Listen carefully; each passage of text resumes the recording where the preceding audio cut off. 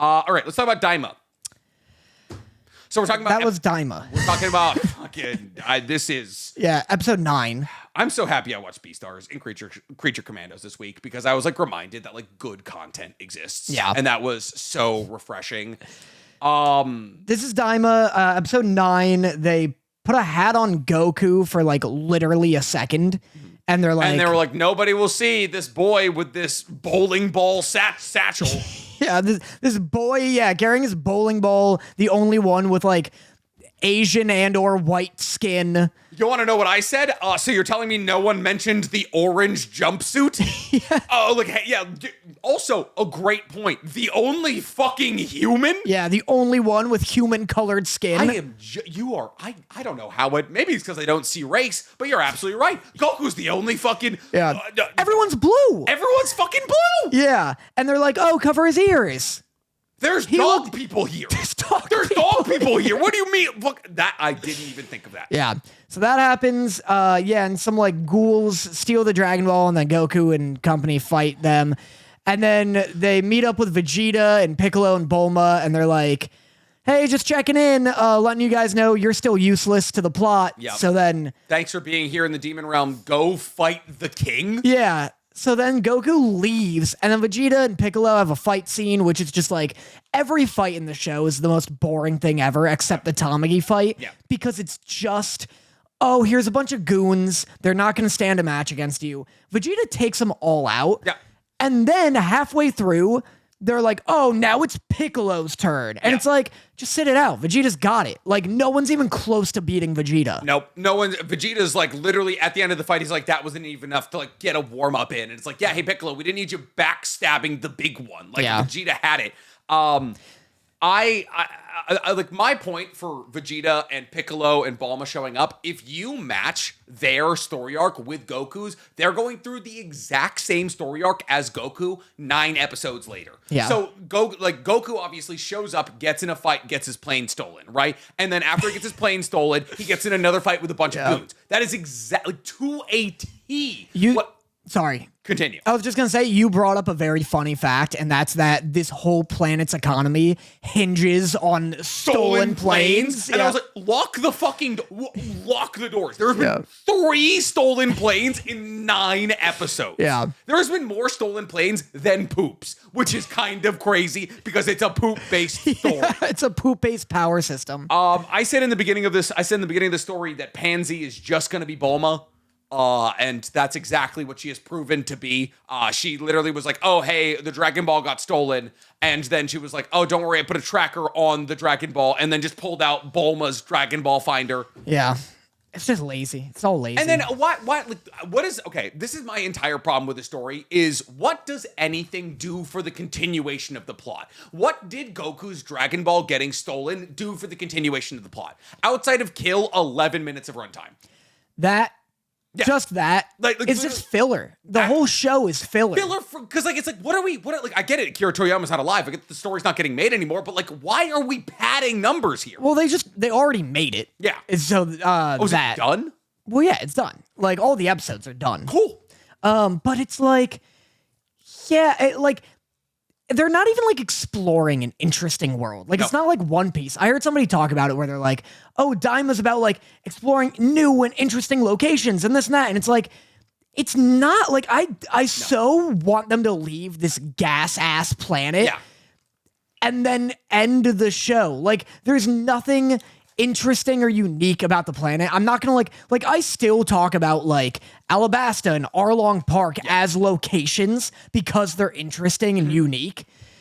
And have never going to talk about this place. Pop up and are important and dive into different. What is the through line of Daima? What's the story being told? What are like the things that an English teacher would watch it and be like, oh, Daima's a story about this? There's no theme. There's no theme. It's not about a thing. It is a fetch quest built into the weakest main story arc you've ever seen in your entire life. Yeah. For some reason, Vegeta and Piccolo are on the Demon Planet. They're now capitalizing on fighting against King Guma, who hasn't been established as an even remotely important character. For some reason, Majin 2, that's your joke, I'm stealing it, is just a fucking Cyberman with a purple face. Yeah, let's talk about Majin 2. When he showed up, because at first I was like, watch this thing just look like Majin Buu. Yeah. Like, a part of me really thought that would happen. The way that would have been better, because at least that was an important character. At least that was a good design. Yep. This is like, let me look at it one more time. It's like, let me tell you, it's like right now, purple cooler. It's not even that. It's a Cyberman with a purple face. Yeah. It is a Cyberman with like kind of Boo's body in that like it's got like, you know how Boo kind of had like the whole like long torso thing, high pecs, Yeah. and like long like arms that got thicker at the end. Yeah, it's like Kid Boo fused with a Cyberman with Cell's second form face. Kind like, of. because he's got the lips. It's more like Frieza's face? No. No. Well, because he's got the lips. Yeah. It's just like, I'm looking at it now, and it's like, You're so lazy. his name's Majin Ku, which is weird because it's like, the reason his name's Boo is because there's Bibbidi and Bobbidi. Yeah. So it's Bibbidi Bobbidi Boo. And then Oob, who Akira Toriyama, for some reason, regrets ever making because he refuses to, like, continue Oob's story. Remember when Dragon Ball Z ended and Goku was like, I'm going to train Oob to be, like, the strongest warrior on Earth? Yep. And now Oob's just, like, fucked off? Yeah. Oob is just gone after the events of GT? Yeah. Yeah, I wonder what people think about Daima? Probably. Oh, gotcha. Also, the ending of this episode is whatever the fucking female, I guess they're not female because none of them are gender, but the one with tits, Glind. Oh my god, he looks like the fucking GT Shenron, Nova Shenron. I guess, kind of. Because of the lips. Because the lips and the color. Uh-huh. And so the story ends, the episode ends with the Glind being like, oh, to Majin Ku, go defeat the first world's Tamagami or whatever the fuck. And if you were planning on building a Majin to defeat the Tamagamis to get the Dragon Balls in the first place, why'd you need Goku? What? Why'd you need Goku? Also, I feel like we've really glossed over why Cybermen? Why and where Cybermen? Like, it's so weird. Cybermen were introduced. This is the grossest snoring I've ever heard in my life. Oh, that's Wagyu. Wagyu. Every night. This is what I sleep next to every night. Wagyu sounds like fucking Hagrid's dog. Yep. Like, listen, the toe beans are twitching though. It's running. They're going crazy. But it's so weird. I feel like it's gotta be some kind of lore break because Cybermen could be a different race that the Saiyans subjugated, and the Saiyans were subjugated by Frieza. Yeah. But it seems weird that, like, the little beings of this, like, extinct race are, like, the thing she's using to make the new Majin Buu. These things that, like, Krillin killed, Krillin could kill, that's your base of Majin Ku? Thing that's supposed to take out Goku, Vegeta, and Piccolo? Use a different race. Use a Glind. Yeah. Why? Like, why is Cybermen back? So allegedly, according to r/Reddit, people do hate the design of Majin Ku, which is hype. Yeah. Because it makes me believe that taste isn't completely dead. That people aren't just like becoming shills for IP. Yeah. Huge. But I'm seeing a lot of like cope. I mean, it is like the Dragon Ball Daima subreddit. But like, okay, this one's good. Okay, so a lot of coping is like, I personally don't think it's a bad design because it's a Cybermen base used to make a Majin Buu like demon. So of course it looks like part Cybermen, part Majin Buu. Guess what? Don't have to do that. Just don't do it. Just write a better thing. Well, look, just write a better thing. It's not like this is a documentary. Yeah. Like, it's not, the information isn't set in stone that has to happen. I love when people are like, but it's what they explained it to be. And it's like, hey, buddy, they can explain it to be anything. Yeah. She could be like, oh, I used a bat. I just an earth bat. I found one. I thought they were cool. This is Boo fused with a bat. And then if he looks cool, that's fine. There's like 30 confirmed races that'll have different abilities and different like characteristics and propensities in the Dragon Ball universe. Why are we bringing back the things that just got sliced up by the lowest forces of the fucking Z fighters, and that their entire purpose in Z was to kill Yamcha? That's what I mean. Yeah, that's all. Yeah. That's what I mean. It's like, even though they explain it, it's a bad explanation. Yeah. And then this person goes, Remember, children, and then with like little song notes. Just because it makes sense doesn't mean it's good, which is great. Yeah. Love that. Better than another straight up clone of Goku just in black. Not like that much better though. Yeah, like if they had been like, we got one of Goku's hairs and it was Majin Buu with like Goku's hair, that'd have been kind of cool, I guess. It's just like Green Bugman. We have a lizard man, green bug man, all sorts of bubblegum men, a cat, an evil version of the MC, a buff white alien, but a green plant guy with lips? Nah, take it back. I think people are just hating on Daima just to hate. Like, people are so... Anytime I talk about Dragon Ball Super and how, like, Akira Toriyama was, like, so frustrating and how many ideas he was just recycling and how lazy Super and the movies were, people are like... They just like can't comprehend that the issue is that he's repeating stuff. Yeah. Like people are like, oh, well, like, you know, he gave Frieza a new form. It's just a new color. Yeah. And also it's Frieza again. It's like that where it's like, oh, people think it's weird that we have like a green plant gum guy. It's like, no, the issue is that there hasn't been any new Dragon Ball content since the end of Z. Yeah. And that'd be like if, like, in the way to put it into perspective is like if Orochimaru was the main bad guy in the Konoha Crush arc, and then like the main bad guy in the Sasuke retrieval arc, and then the main bad guy like 3 arcs later. Like Orochimaru is a pest throughout the entirety of Naruto, but he's never the main focus of villainy in the Naruto universe after his key crucial arc. Like he's important, they're integral to like the story, but that doesn't mean that they're ever at another point the main bad guy again like Frieza is. Like that's my number one thing. Yeah. Someone brings up a good point. What? Dragon Ball is like the antithesis of we want more content with the same people. One Piece does it extremely well, yet Dragon Ball can't seem to.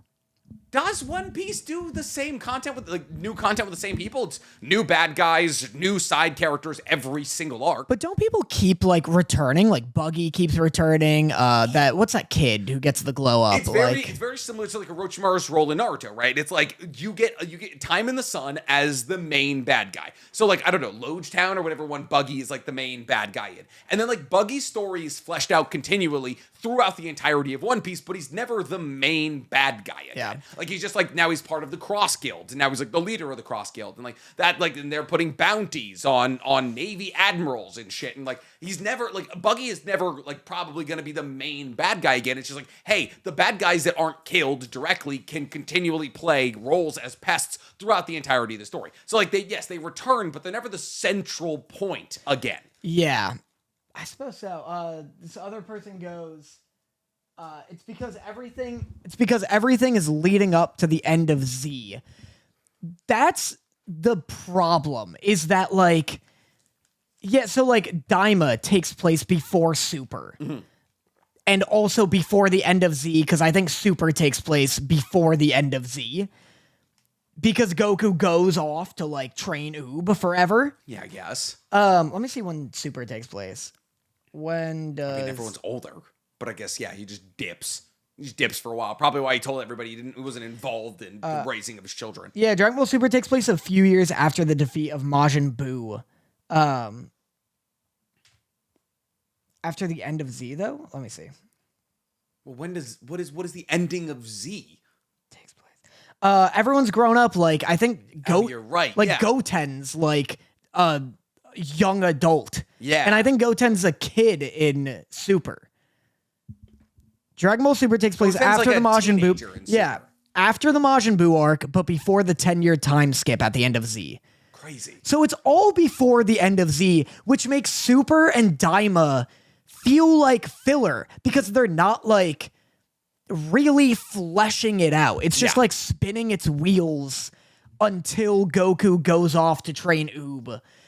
Like, why wouldn't you just continue it after? And it's because he wants, like, Goku to be the protagonist for the whole eternity. Even though we've been hyping up Gohan as like the person who surpassed Goku, and yet like outside of Gohan Beast, a recolorization, Gohan has never even touched the precipice of Goku's level. Yeah, that's my thing, is that like Dragon Ball fans refuse to acknowledge the fact that the problem is that it's all recycled content. The last good thing like Toriyama really came up with, I'd say, was Beerus. Okay, yeah, that's fair. Broly's pretty and good. Whis has got a cool design as well. They're like tied, but yeah, I love both of them. Whis is also just like fun as hell. I love that guy. But like, yeah, people like Jiren. Hit's cool. I don't like Jiren. I just like can't get over his like all the designs are like have been lacking. Big walrus man. Yeah.